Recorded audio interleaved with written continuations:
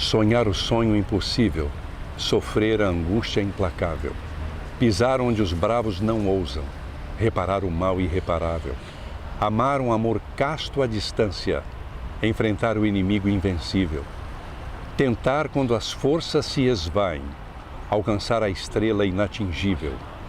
Essa é a minha busca. Márcio, me diz uma coisa aqui.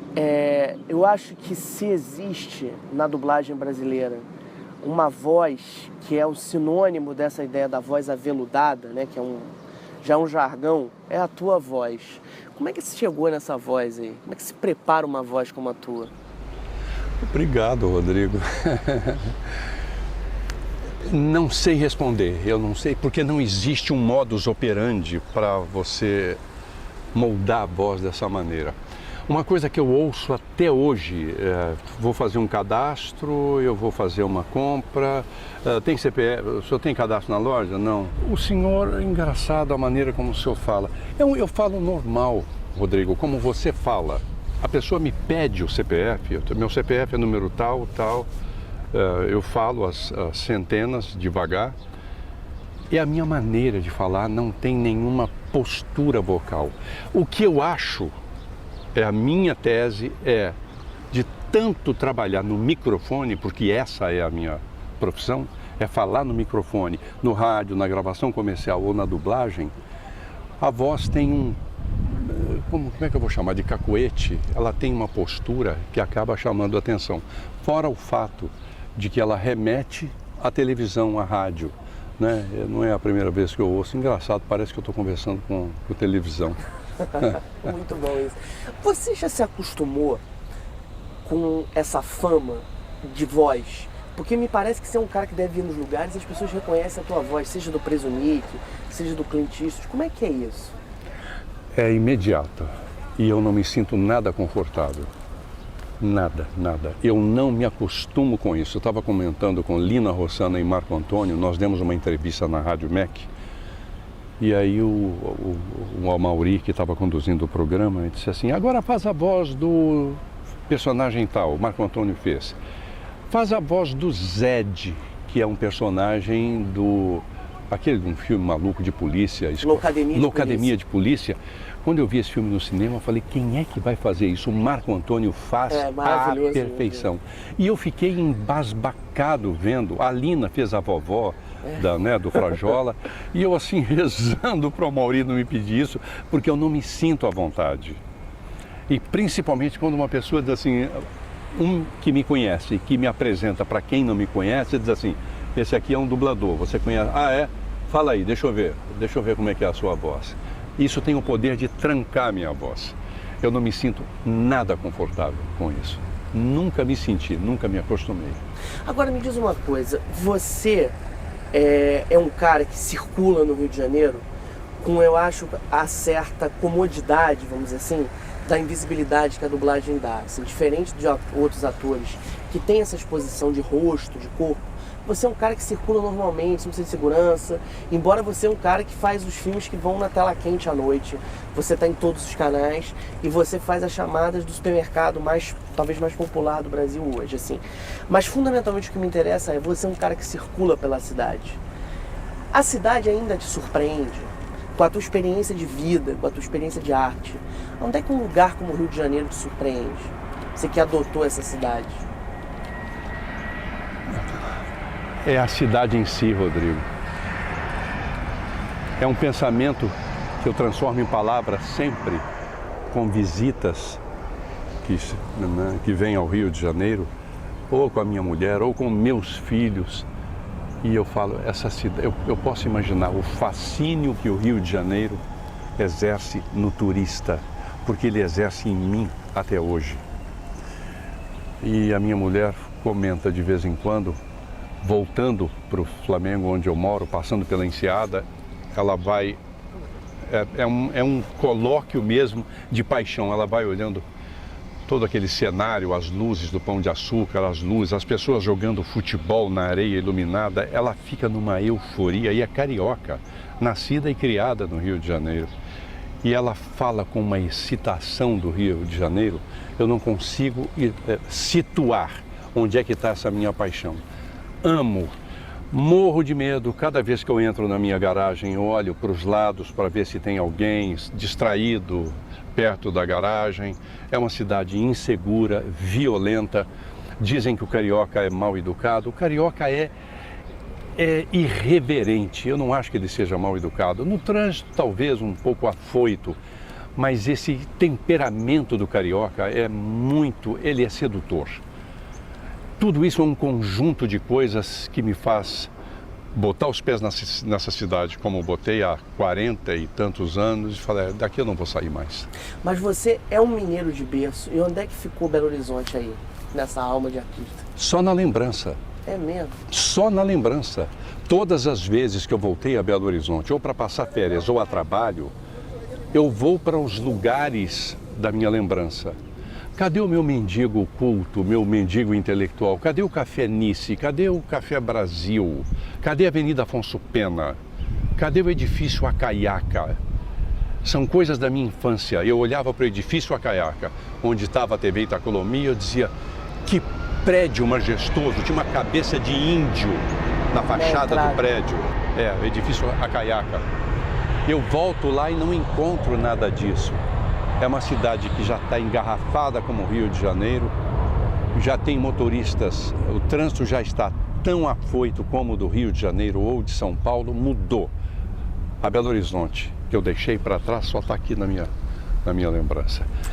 Eu sinto muita falta de uma cidade que permitiu que um mendigo bem vestido com as roupas, essa roupa do paletó dele de brim já todo puído, a camisa de tecido barato puída, a gravata feia já desbotada, limpo, barba feita com uma pasta preta. O Café Pérola e o Café Nice na Avenida Afonso Pena era ponto obrigatório do mineiro.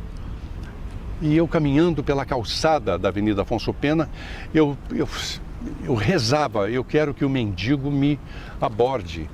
Quando eu via ele no meio do povo, eu dava um jeito de tentar entrar no campo de visão para ele se lembrar. Lembra? Eu te dei a gorjeta que você pediu, a contribuição que você pediu. Mas ele me ignorava solenemente. E ele falava assim, Rodrigo. Ele fazia assim com o dedo. Me permite uma breve interrupção? Pois não. Segurando a pasta, ele dizia assim, você tem ideia do quanto custa uma latinha de graxa de sapato? Tenho. Aí ele apontava para o sapato e dizia assim, olha só o estado do meu sapato, limpo, brilhante. Você tem ideia de quanto custa a lavagem de um terno como esse? Olha, está limpo, está cheirando a sabão. Sabe quanto custa? Sei. Sabe quanto custa uma média de café com um pão passado na manteiga? Meu jovem, a situação, a carestia corrói nossos ganhos. É impossível viver do que você ganha se você não puder contar com a solidariedade de uma pessoa. Como você, por exemplo, ele era teatral. E eu queria assim, fala mais, você pode ficar a tarde inteira. Isso vai aumentando o seu cacife, porque quanto mais tempo você falar comigo, mais eu vou dar. E eu dava, o que eu tinha no bolso eu dividia, dava para ele. Uma poesia como essa, eu não encontro. Da vida, né? É da vida. Eu não vou encontrar mais isso.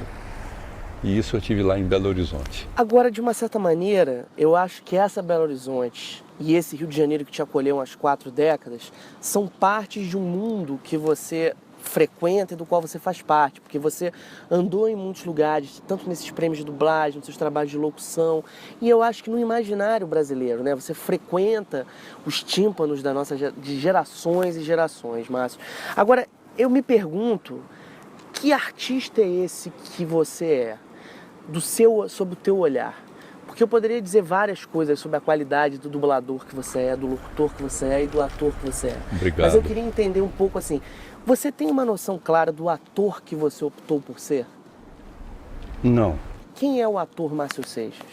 Uma pessoa curiosa que quando via o Grande Teatro Lourdes na TV Itacolomi, com a idade de 14, 15 anos, ficava sonhando com aquilo.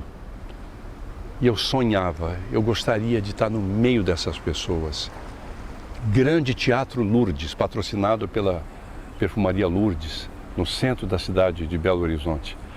E eram peças completas. grandes atores.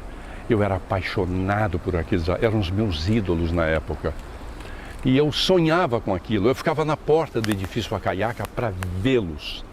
Eu via no vídeo e eu ficava de uma maneira discreta olhando para eles e a cabeça, Rodrigo, e vivia em cinema. Todas as estreias eu assistia. Qual foi o primeiro filme que você viu na sua vida? Jerry Lewis, Bancando a Alma Seca. Que filme extraordinário. Eu me lembro saindo da rua Junquilhos, 117 casa da minha avó com dinheiro que o meu tio me deu para ver o filme. Bancando a Alma Seca, Dean Martin e Jerry Lewis. Eu saía do cinema sonhando, a cabeça girando. Como é bom ouvir aquilo, interpretação. Eu sempre fui muito apaixonado pela arte da representação. E aonde é que essa paixão virou profissão? Que momento você escolheu que essa paixão viraria um trabalho? Foi por acaso. Porque eu procurei o rádio para trabalhar. Eu só não sabia como dar o passo. Ele aconteceu por acaso. Eu fui fazer Bomboniere garoto e uma pessoa entrou para fazer uma compra e o dono da Bomboniere, meu amigo, disse assim: Márcio, você vive falando, né, que você é louco por rádio, as pessoas elogiam a sua voz. Aqui o Jacaré, ele é operador da Rádio Minas, lá em cima, lá no 12º andar. Por que você não pede ele para fazer um teste?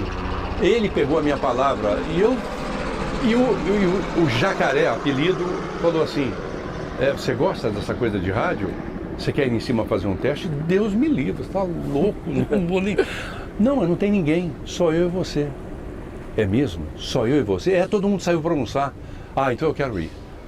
Me colocou na cabine com uma pasta cheia de texto, aqueles textos. Ainda hoje você ouve isso. Se você pegar o carro e partir para Belo Horizonte e procurar as estações, ainda tem comerciais assim.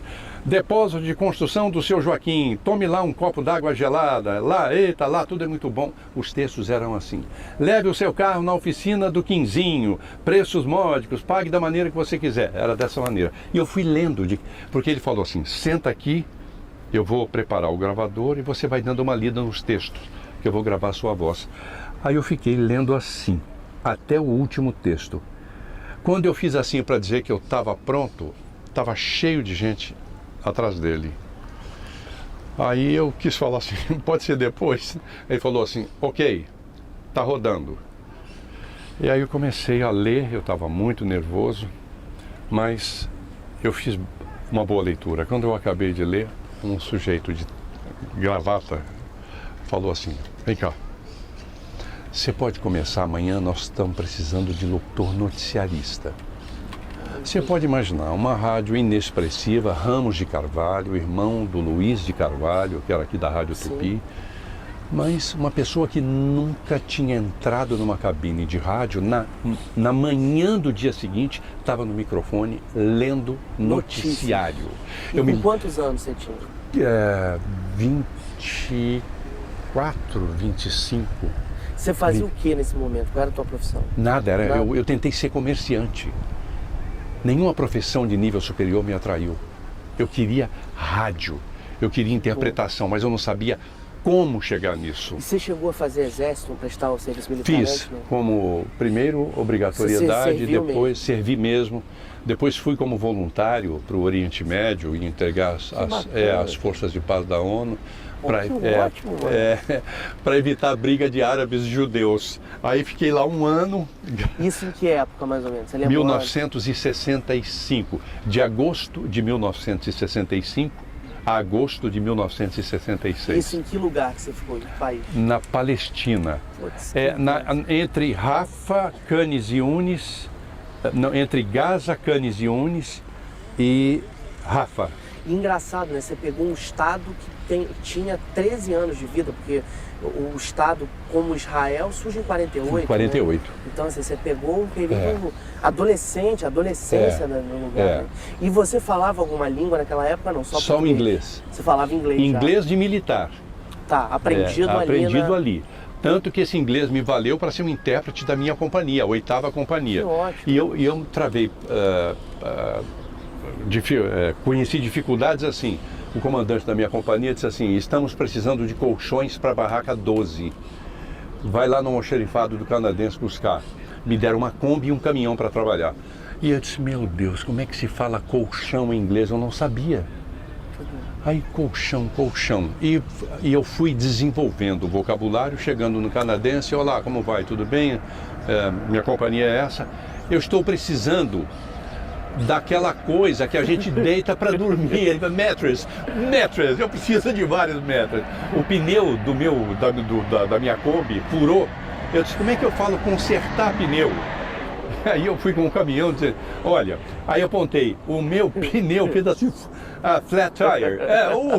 E foi assim que eu fui desenvolvendo o inglês. Foi uma experiência riquíssima, faria tudo de novo. E por que você só ficou um ano? Por que você não continuou mais? Porque era o tempo de permanência. A rotação dos batalhões durava, era a cada 6 meses. Foi um batalhão, ficou 6 meses, 6 meses depois foi um outro batalhão. Esse que já estava há 6, completou os 12 meses, veio embora quando veio e assim foi até o 18º. Quer dizer, a curiosidade, né, que você diz que é a tua força motriz, fica muito clara para mim, né? Exato. E aí esse menino de 24 anos vai fazer um teste para a Rádio Minas, quer dizer, voltando de Haifa, fazendo um trabalho como comerciante, né, sazonal ali para sobreviver. E aí como é que foi a emoção de estar diante da bancada pela primeira vez? De um microfone pela primeira vez? Eu vinha para casa e eu estava louco por dia passar porque eu queria de novo. Eu me lembro do Ramos, quando eu acabei de ler a edição, alguém disse assim, olha, o Ramos quer falar com você. Eu fui até a sala dele, tá boa, a sua respiração está muito ofegante, a sua voz está boa, está bem projetada. Agora, por exemplo, você falou o nome do presidente do Vietcong, do Vietnã do Norte, Nguyen Van Thieu. E você falou de uma maneira que a pessoa não percebe. Nesse caso, você tem que passar uma caneta debaixo do nome para você dizer assim, Nguyen Van Thieu. Quando ele acabou de falar isso, Rodrigo, eu falei, meu Deus, como é bom uma pessoa que sabe fazer. E eu fui o espectador desses momentos. Essa coisa dele dizer, tá vendo, você falou de Nguyen Van Thieu, fala de maneira que a pessoa entenda que você disse Nguyen Van Thieu. E isso foi uma procura constante. Eu fiquei 15 dias nessa rádio e fui procurar uma outra que estava em caráter experimental, precisando de vozes, Atalaia. Fui aprovado, trabalhei 1 ano e 8 meses, fui convidado a trabalhar na Rádio Cultura, que era uma rádio só de rock, só de blues, jazz, música clássica. Isso lá também? Lá, Rádio Cultura do grupo Rádio Itatiaia. E da Itatiaia fui convidado a organizar a primeira rádio de FM de Belo Horizonte. Mas a tietagem do locutor era pela Rádio JB.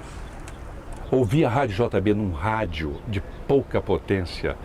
A transmissão ficava num nível bom, daqui a pouquinho ela ia lá para o fundo e voltava. E às vezes no momento em que eu queria mais ouvir o que estava falando, William Mendonça, Otton Gomes, Eliakim Araújo, Maravilha Rodrigues. E eu dizia, eu preciso fazer um teste nessa rádio. Eu me enchi de coragem, peguei o ônibus, vim aqui, fiz um teste. Foram 2 viagens.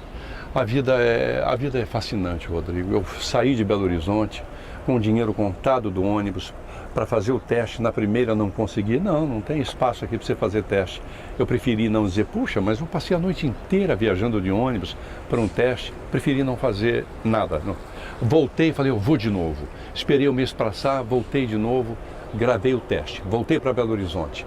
Fiquei esperando uma semana. Alguém ouviu? Fulano ouviu e falou alguma coisa? Nada, não disse nada, só ouviu e não falou nada. Não foi por esse meio que eu entrei na JB. Eu entrei na JB por puro acaso, pelo interesse do Francisco Milani. Ah, é mesmo? Francisco Milani.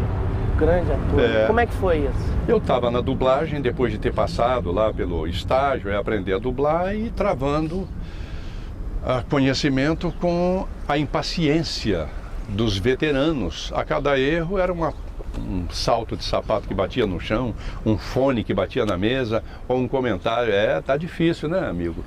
Tá difícil acertar, né? E quando a coisa começou a ficar agressiva demais, eu fiz um comentário com Ruth Shelsky, Mary Tyler Moore. Sim. E eu sentado num banco pensando, eu vou embora, eu vou voltar, porque eu posso aguentar dificuldade, mas humilhação, isso não estava nos meus planos. Aguentar humilhação de veterano, que um dia começou, eu não vou aguentar. Eu prefiro não enfrentar isso. Ela se sentou do meu lado e puxou conversa dizendo assim, e aí, você está gostando? Olha, eu estou num lugar que eu queria muito, sonhei muito, mas eu não estou me dando bem não, eu vou voltar. Por quê? Mas ela já sabia, ela devia ter presenciado algumas dessas impaciências. É uma impaciência que está me deixando muito humilhado e isso está me bloqueando demais. E eu estou pensando seriamente em voltar. Ah, não faz isso não. Ah, daqui a pouco passa. Eles são gente boa, daqui a pouco passa. Tomara. O Milani passando por mim no pátio, sempre com aquela cara carrancuda. Né? Milani não era uma pessoa assim bem-humorada, não. Uhum. Era afável, era uma pessoa adorável, mas sempre muito carrancudo. Aí chegou perto de mim, você é o mineiro que está querendo ir embora? Eu fiquei surpreso dele saber, ainda mais uma pessoa da importância dele. Tô. Por quê? Claro, ele sabia o porquê. Contei. Ele falou, olha, eu trabalho na Rádio Jornal do Brasil, no FM, e eu não vou poder ficar. Eu vou viajar com uma peça e eu estou precisando de uma pessoa para ficar no meu lugar. Liga amanhã para o Eliakim Araújo, porque eu vou falar de você com ele. Eu não acreditei, Rodrigo. Eu falei, não, é bom demais para ser verdade, não pode, isso não é verdade. Ele me deu o telefone, 264, era o primeiro prefixo. Peguei o telefone, por favor, Rádio Jornal do Brasil, atendeu. O Eliakim pode atender? Um momento. Alô? Eliakim, meu nome é Márcio Seixas. Ah, tudo bem, o Milani falou de você. E eu posso... Você quer vir aqui gravar um teste? Quero. E fui voando, Rodrigo. Eu fui voando para a Rádio JB. Ele me deu exatamente como na Rádio Minas, mas só que ali era outro nível. Tinha música clássica, tinha textos elaborados, tinha texto de noticiário. Quando eu acabei de ler, aí ele falou, fez assim, vem para cá. Nos encontramos no corredor, ele falou assim, tem uma vaga para você, para começar imediatamente, topa? Eu virei a cara para o outro lado e falei, é mesmo, para começar agora? Agora. Eu só tenho um problema. Qual é? É a noite, ninguém quer a noite. Não, eu quero isso, eu preciso trabalhar à noite para me liberar durante o dia, para gravar, para dublar. Gravar eu não disse, eu falei, para dublar. Ah, tá bom. Quer dizer que você topa à noite? Falei, horário fixo, eu vou ficar fixo, é seu fixo. Meu Deus, é meu horário. E passei a trabalhar. Foi acaso. Eu não fui lá procurar, eu fui fazer 2 testes. Mas aí você fazia noticiário também? Fazia. Não. Foram 9 anos. Sim, fazia noticiário de hora em hora, a partir das 10 horas. De 8 da noite até 10 horas, o clássico eram os clássicos longos. Por exemplo, a Sinfonia dos Mil de Mahler. Sim. Ela dura, sei lá, ela tinha que ser feita em 2 partes, né? Sinfonias completas, de Beethoven, de Mozart. E eu fazia as peças pequenas, áreas, aquelas coisinhas pequenas, pecinhas de piano, de Liszt. Você apresentava? Eu apresentava. Eram de 15 em 15 minutos. Scherzo, número 12, sonata, não sei o quê, de Ponchielli, pecinhas pequenas. E eu estava no paraíso. Eu trabalhava durante o dia inteiro dublando e à noite era o meu descanso. Eu sozinho, operando as músicas, os comerciais em cartuchos do estúdio à noite. Na manhã seguinte estava eu lá dentro da Herbert Richards. Você, nessa época do Jornal do Brasil, você tinha quantos anos mais ou menos? 28. Foi rápido, né? Foi. 4 anos mais ou menos. Foi. E isso foi que ano? 1974. Qual é a importância que o rádio teve para a tua geração e para a tua vida? O que o rádio representava para você na tua juventude, na tua meninice? O fascínio. Eu estava com a minha mãe, que foi com meu tio, cunhado dela, buscar num lugar em Belo Horizonte um rádio desse tamanhozinho bege, e o dial era aquele que fazia assim, era um dial, né? E o ponteiro fazia assim, num quadrozinho de pano. E a minha mãe ligava aquilo para ouvir aquele barulho, aqueles assovios. Aquilo era um fascínio para mim, Rodrigo. Aí ela sintonizava, ela ouvia os cantores da época dela. Eu nunca me liguei muito, gostava. Não, estou mentindo. Por exemplo, eu, garoto, adorava Cascatinha em Ana. Você conhece? Claro. Sabe quem é?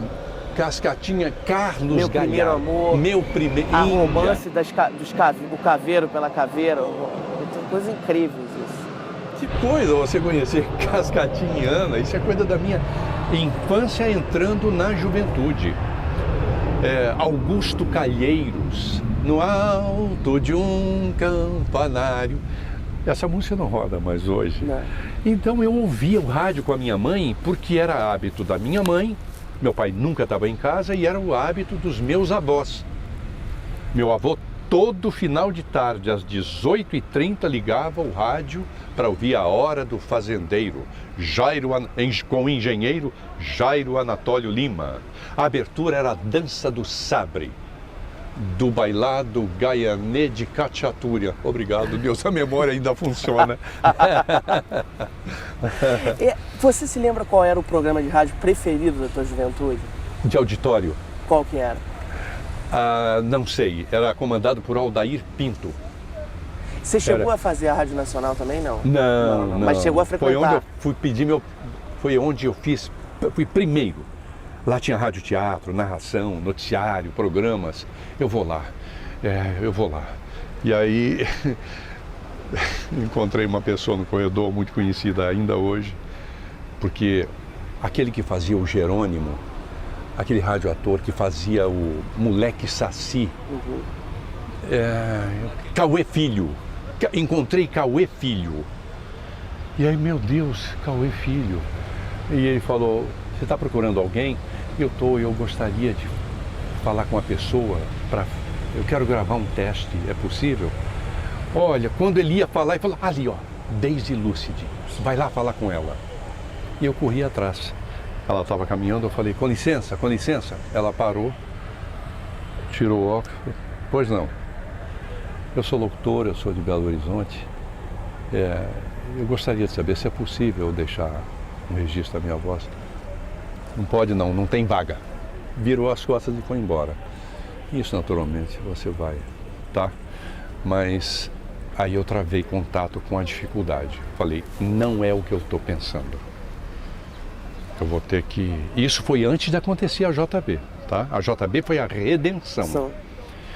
Isso de eu chegar na JB, viver a humilhação da impaciência dos veteranos, durou de 60 a 70, 80 dias. Eu desesperado, querendo ficar no Rio de Janeiro, pensando em voltar, me sentindo humilhado, sem perspectiva, dentro da Herbert Richards. Eu preciso resistir, mas fraquejava. Quando eu voltava à noite para o Hotel Vagabundo, onde eu estava morando ali na Praça Mauá, eu dizia, eu não vou aguentar. Foi quando entrou Santa Ruth Chelsky. Que te salvou, né? Desses veteranos, teve algum a quem você reconheceria como assim, essa pessoa fez uma diferença positiva, além dela, por esse ato? Algum dos veteranos da dublagem que você pode dizer assim, não, com esse cara eu aprendi, ou com essa mulher eu aprendi? Paulo Gonçalves, Havaí 5-0. Eu vi o Paulo conversando no pátio. O dublador novo fica muito... a opressão, a indiferença do elenco para o dublador que está começando é terrível, Rodrigo. Porque você se sente nada. E aí você entra num estúdio lotado e você faz um soldado que leva um tiro e faz... e cai no chão. Agora faz ali, telegrama para o senhor, pronto, acabou, vai embora. Márcio, acabou, vai embora. É uma coisa muito... É deprimente, tá? É muito difícil passar por isso. Então, quando eu via o Paulo Gonçalves conversando, eu dizia, McGarrett, Steve McGarrett. E eu ficava maravilhado ouvindo a voz dele conversando. Quando ele estava no estúdio dublando, eu ia para a técnica para usar. Era uma outra voz. A maneira como ele interpretava, a maneira como ele falava. Ele fazia, inclusive, inflexões que eu pensava assim, eu amo o trabalho dele, mas eu nunca vou dizer, muito bem, Dani, isso eu não vou fazer. Quando eu estiver nesse nível, eu vou dizer, muito bem, Dani, eu vou fazer para baixo. Para cima, como os americanos. All right, Dani. Não, eu não vou fazer. E se dubla assim até hoje, você sabe que se dubla assim até hoje. Mas o Paulo Gonçalves, Enio Santos, numa escala de importância, o Paulo está aqui. Enio Santos um pouco abaixo. Esse foi um dos que me pisaram um bocado. Mas eu falei, não tem importância não. Eu chego lá um dia onde você chegou. Márcio, qual é a responsabilidade de ter que dar voz para a versão brasileira de um Clint Eastwood, para um Michael Caine, para um Morgan Freeman? O que significa dar voz a esses atores? Dar brasilidade a esses atores? É uma coisa muito séria, porque é um ator consagrado. E quando eu entro no estúdio sabendo que eu vou botar minha voz, a dele vai sair. Vou sair, vai ficar lá numa outra pista e a minha vai vir em primeiro plano. O pensamento, Rodrigo, sempre foi assim. Esse filme vai para milhões de aparelhos de TV. Eu sou católico e eu sempre dizia assim, Deus me dê discernimento, equilíbrio. Eu preciso fazer esse trabalho sem comprometer a obra. Eu não estou falando dos puristas, eu não estou falando da Patrícia Kogut, que dá 0 para dublagem, qualquer que seja a dublagem, ela 0 para dublagem, né? Esse é um momento triste da minha vida. Abriu o jornal, né? O nosso idílio, o nosso momento de enlevo, de felicidade como profissional, começou com você e acabou com você quando você parou de trabalhar no Globo, Rodrigo. Porque era inacreditável ouvir uma menção favorável a um trabalho nosso. E você sempre estava lá valorizando o nosso trabalho. E eu entrava para o estúdio para fazer esse trabalho, pensando no julgamento de quem está ali assistindo. Algumas vezes eu me insurgi de uma maneira delicada contra diretores sem noção, despreparados, querendo me obrigar a fazer coisas que eu não concordava. Felizmente foram poucos embates, eles foram poucos e não ficou nenhum ressentimento, mas passou. Mas pensar que o Clint Eastwood vai chegar no ouvido de uma pessoa e que vai emocionar e impressionar quem está ouvindo, é uma coisa muito séria. Pensar nisso durante muito tempo, caramba, quando ele pegar aquela pistola no filme e dizer assim, complete o meu dia, essa arma tem não sei o que, o impacto da bala é isso, aquilo, eu preciso convencer essa pessoa que é o Clint Eastwood falando. Não é uma tarefa muito... Eu não imagino. Márcio, você fez um filme que eu acho assim... É um filme um pouco subestimado, mas que eu acho que tem uma importância política muito grande, que é o Invictus, que você deu voz para o Mandela na boca do Morgan Freeman. E um filme dirigido pelo Clint Eastwood. Dois amigos se encontrando em outro lugar, um agora atrás das câmeras, o outro na frente, parceiros em diversos momentos, parceiros nos Imperdoáveis, parceiros em Menina de Ouro, parceiros ali. Você está dando voz a um ícone da negritude, um ícone da inclusão racial, da igualdade racial. De que maneira a ideia da dublagem, a ideia de atuação se misturam nessa questão política, nessa responsabilidade política? Qual é o peso político de dar voz a um Mandela, por exemplo? Orgulho.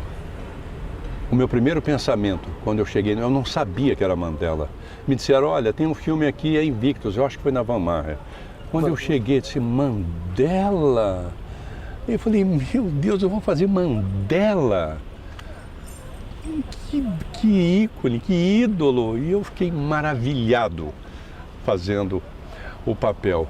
Rodrigo, um dia eu conversando com um colega de dublagem, ele dublou um John Wayne e eu disse para ele que eu adorava o John Wayne. Ele é um canastrão, ele não é ator, ele é o ideal do americano, o americano que mete o pé na porta, arrebenta, prende. Ele é o salvador do mundo, ele é um direitista nojento, mas fazendo comentários, eu fiquei tão sem graça com o comentário, porque eu era um fã falando, porque eu já dublei alguns John Wayne e adorei dublar. E o comentário veio assim, o conceito político dele falou muito alto e ele revelou, e ele já dublou John Wayne, e ele falou com muito asco no que ele representava politicamente. Eu não pensei nisso. No caso do Mandela, a comparação nem existe, mas no caso do Mandela, que é uma história tão bonita, eu gostei tanto de fazer aquele papel, tinha uma doçura naqueles modos, e o Freeman não é nada, não é uma pessoa nada doce, ele não é nada. Eu fiz um filme dele chamado Lean on Me, que ele, para mim, ele é aquilo. Eu conheci ele, né? Desagradabilíssimo. Desagradável, eu entrevistei né? ele várias vezes. Foi uma das piores entrevistas que eu fiz na vida. Adoraria saber disso, porque ele veio aqui e deixou uma impressão. Eu vi uma entrevista dele com o Milton Gonçalves e eu achei que o Milton estava paralisado. Ele não estava nada à vontade. Porque ele é muito rude e ele cometeu uma indelicadeza muito grande comigo, que ele percebeu a indelicadeza. Não foi direto comigo, mas foi o seguinte. O Morgan Freeman, ele aparece para o cinema num filme de 1979 para 80, chamado Brubaker, dirigido pelo Stuart Rosenberg, estrelado pelo Robert Redford. Era um diretor de presídio. Bancou esse filme.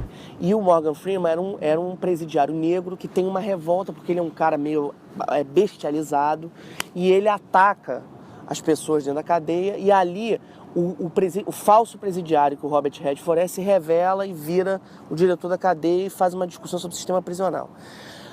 Naquele momento, o Morgan Freeman ficou conhecido como uma promessa, mas ele era na lógica racista do cinema americano, ele era o homem negro 3 à esquerda ou o homem negro 4, 3 à direita. Era isso. Até que ele fez na Broadway uma peça que se chamava Malandros de Rua, Streetwise, e o Christopher Reeve foi ver aquela peça e achou genial. Tinha naquela peça, ele fazia um cafetão e um jornalista do New York Times via aquele cafetão e ficava amigo dele. O Christopher Reeve foi obrigado a fazer o Superman 4 e falou para os produtores, que eram o Menahem Golan e Oran Gobles, o seguinte: eu faço, mas vocês vão produzir um filme que eu quiser em troca. Tudo bem, qual é o filme? Streetwise, e eu quero aquele homem negro ali como protagonista. E eu vou ser o repórter que é enrolado por ele. Naquele momento, o Morgan Freeman explodiu. Esse nosso encontro aconteceu no momento que o Christopher Reeve estava muito mal, depois daquele acidente de cavalo, que ele ficou paralisado e ele ficou com vários problemas respiratórios e ele acabou morrendo disso. Na entrevista eu perguntei para ele, como é que é a sua relação com o Christopher Reeve? Porque ele deve toda a carreira dele ao Christopher Reeve. E aí ele virou para mim e falou assim, é estranho, né? Vocês, espectadores, acham que nós somos amigos dos atores com quem a gente trabalha. Eu fiz Seven com o Brad Pitt, eu nunca mais encontrei o Brad Pitt. Aí eu falei assim, sim, mas o Christopher Reeve é diferente, não é? Aí ele, não é só mais um ator. Ali eu percebi que eu estava lidando com uma pessoa complicada. Meu Deus! Ali eu percebi isso. Eu queria que você falasse os nomes de alguns atores que você dublou. Assim, lista alguns, sem... George Peppard, eu só não vou me lembrar. Eventualmente eu posso me lembrar do filme. Não precisa falar filme, só fala os atores. Tá, George Peppard. Eu fiz um Papa, Edward Asner, pode ser? Sim. Que era ele era o editor do jornal do Mary Tyler Moore. Sim. Edward Asner, Bill Cosby, John Wayne, Peter Lawford, Clint Eastwood, Morgan Freeman, William Shatner, Michael Caine. Michael Caine. Eu fiz um seriado dele sobre o Jack o Estripador, adoraria rever isso. Que trabalho bonito, ele faz um jeito meio beberrão. Michael Caine. E de inglês, atores ingleses, não... Ah, Peter Finch. Peter Finch. É, eu fiz Além do Horizonte e O Resgate em Entebbe. Peter Finch. Não me lembro mais. Responde uma coisa pra mim, olhando pra câmera. O que significa dublar pra você? O que é a arte de dublar?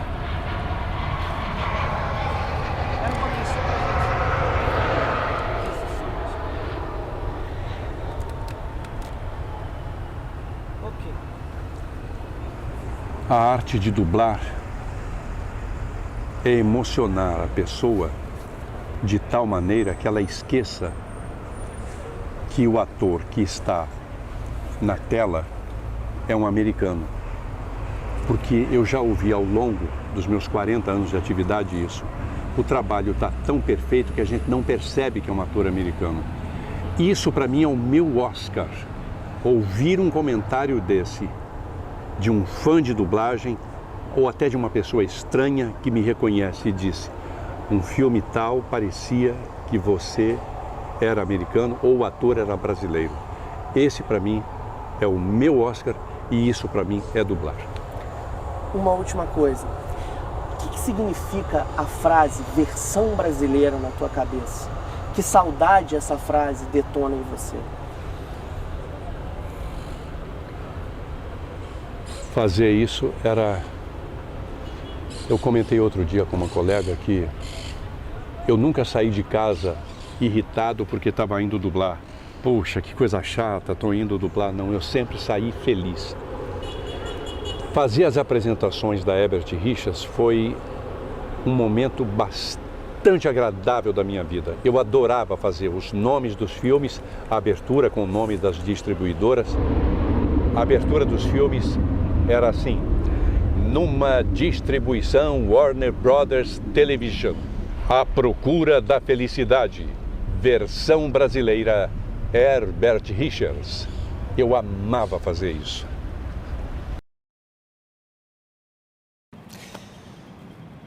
Se você tivesse que... Você é uma pessoa que traduz emoções. Se você tivesse que traduzir em palavras a emoção daquele menino lá de Belo Horizonte, que se emocionava com Jerry Lewis, o que você traduziria? Como é que você traduziria a voz dele? O sonho dele? Eu posso dizer uma frase só? Tudo que você passou para chegar até aqui valeu a pena. Você é um cara que cruza o Rio de Janeiro de bicicleta, já andou de moto. Fala dessa paixão pela bike aí, pela essa coisa de bicicleta. Como é que é isso? Desde criança, louco por bicicleta. Isso lá em Minas? Lá em Minas. Que lá você anda meu muito, pai, né? louco para ver os... Né? Eu morava num bairro pobre, nem todo mundo tinha bicicleta, eram os adultos que tinham para ir para o trabalho. E eu pedi ao meu pai uma bicicleta. E eu esperei muito no Natal essa bicicleta, ela não veio.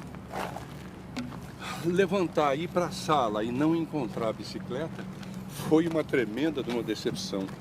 Aí o meu pai, me lembro do meu pai sentado na mesa, e eu falei assim: o Papai Noel não pôde trazer. Papai Noel, ele, né? Eu já tinha idade para saber que não existia Papai Noel.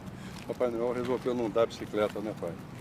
Ele falou: meu filho, para comprar uma bicicleta precisa ter dinheiro. Eu não tenho dinheiro para te dar uma bicicleta. Agora, eu acho que você deve continuar esperando. Quem sabe o ano que vem essa bicicleta chega aqui debaixo da árvore. E veio uma bicicleta velha, reformada. Foi a minha grande paixão. E eu tenho sempre bicicleta, sempre tive. Amo. Você chegou a fazer, mas você nunca competiu, coisa de ciclismo você nunca fez, Não, você é amador, né? Não, eu sou doido. Mas você anda todo dia?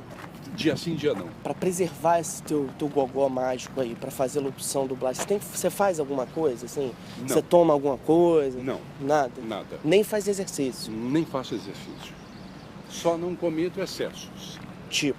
Não bebo, eu gosto de tomar um vinho sábado ou domingo. Também é muito pouco. Eu não gosto de ficar em lugar barulhento, eu não gosto de falar alto, eu não gosto de ir para clube à noite que tem aquele bate-estaca, ficar batendo papo com a... Né? Meus filhos todos adoram isso, aquela barulhada, eu odeio. Eu gosto de ler, eu gosto de ver filme, rever filme velho. Então, eu acho que isso é uma maneira de preservar a minha voz. Claro, claro.